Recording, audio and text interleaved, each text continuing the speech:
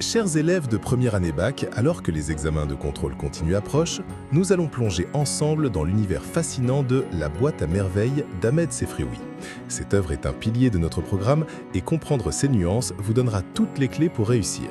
Accrochez-vous, le voyage commence. Pour bien saisir toute cette richesse, je pense qu'il faut commencer par les fondations. Qui était l'auteur et quel est ce genre si particulier qu'il a choisi ? Ahmed Sefrioui, né à Fès en 1915 et décédé à Rabat en 2004, est considéré comme l'un des pionniers de la littérature maghrébine d'expression française. Ce qui est essentiel à comprendre, je crois, c'est son rôle de conservateur. Il a travaillé pour la préservation du patrimoine. C'était quelqu'un de profondément attaché aux traditions, aux métiers d'art, aux sons, aux odeurs de la Médina. Son œuvre, La boîte à merveilles, publiée en 1954, est un roman autobiographique. Mais qu'est-ce qu'un roman autobiographique exactement ? Une autobiographie pure promet la vérité, les faits. Le roman autobiographique, lui, prend la liberté de la fiction. Sefrioui utilise le jeu, mais ce jeu est double. Vous avez la voix de l'enfant de 6 ans, Sidi Mohamed, qui vit les choses avec sa naïveté, ses peurs. Par-dessus, il y a la voix du narrateur adulte, qui regarde cet enfant avec tendresse et qui analyse ce qu'il ne comprenait pas à l'époque, expliquant des faits et des réalités socio-culturelles d'alors. C'est le fameux double regard. C'est comme regarder un film où l'on entend les pensées du personnage et, en même temps, une voix off qui commande des années plus tard. 2. Les thèmes clés, miroir d'une société et d'une âme d'enfant. La boîte à merveilles est une œuvre riche en thèmes qui résonnent encore aujourd'hui. Voici les plus importants à retenir. La solitude de l'enfance. Le jeune Sidi Mohamed, à l'âge de 6 ans, se sent souvent seul et incompris. Sa fameuse boîte à merveilles devient son refuge. Un univers secret où les objets hétéroclites sont ses seuls amis et parlent son langage. C'est une échappatoire face à un monde adulte parfois brutal et ennuyeux. Le monde des adultes contre le monde de l'enfant.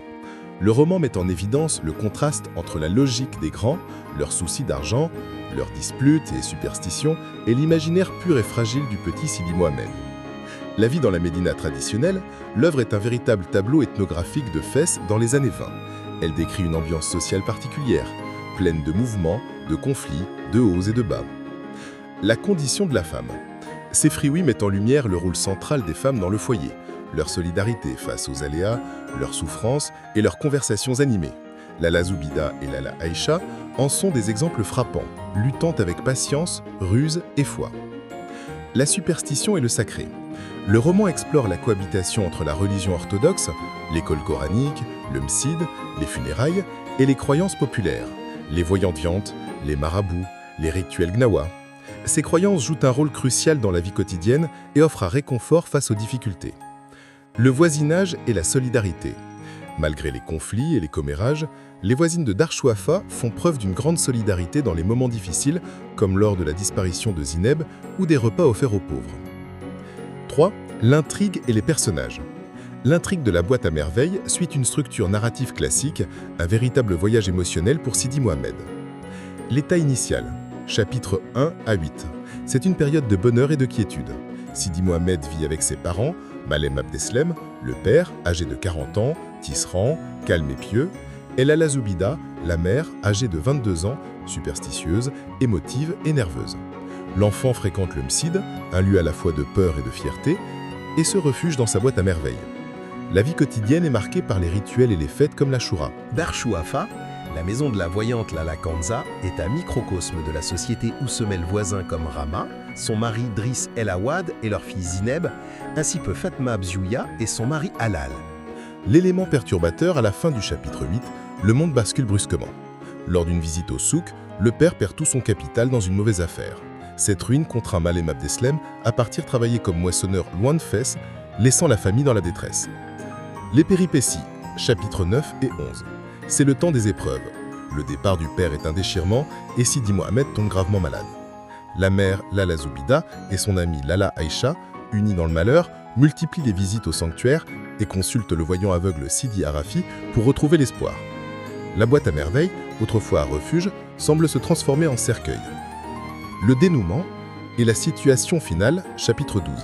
C'est le bonheur retrouvé. Un messager arrive avec des provisions et la bonne nouvelle du retour du père.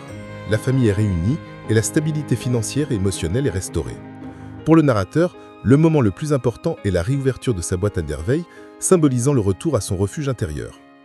4. Les particularités de l'œuvre. Le style d'Ahmed Sefrioui.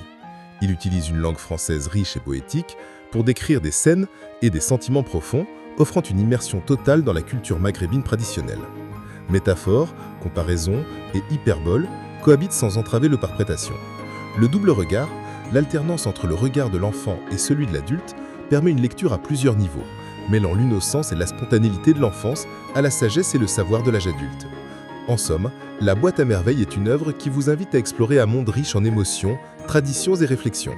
C'est une œuvre qui, à travers les yeux d'un enfant, nous offre un témoignage précieux sur la société marocaine et sur la force de l'imagination face aux défis de la vie. Nous espérons que ce Discord vous sera utile pour vos révisions.